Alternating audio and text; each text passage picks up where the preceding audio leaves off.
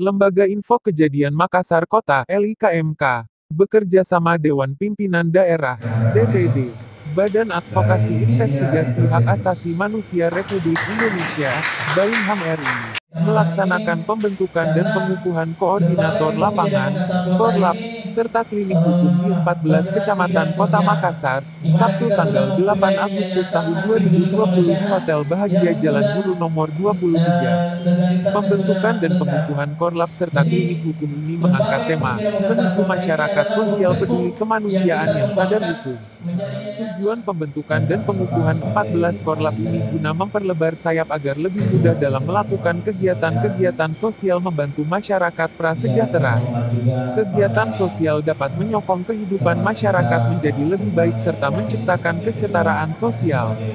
Ketua Umum LIKMK, Yufri Dengtutu menghadirkan pembicara antara lain, Halim, Manajer Hotel Bahagia, Lukman, SH, Praktisi Hukum, dan Herman Nompo, ST, SH, MT, Ketua DPD BAINHAM RI Makassar.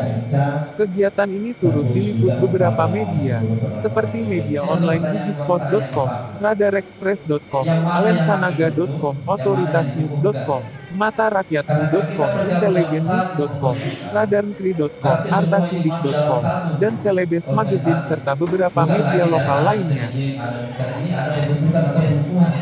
Berarti pembentukan berarti ada proses tandanya dulu. Sekarang kita membentuk. Apa yang harus kita membentuk? Ya.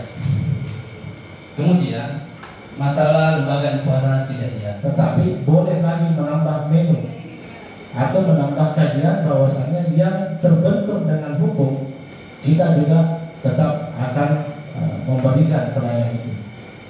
Insya Allah bukan cuma ambulans gratis, tetapi kita akan memberikan juga pendampingan hukum. Seperti Pak Ilham tadi mengatakan, untuk Pak Ali mengatakan bahwasanya melakukan pendampingan hukum untuk mengambil pengacara sangat mahal.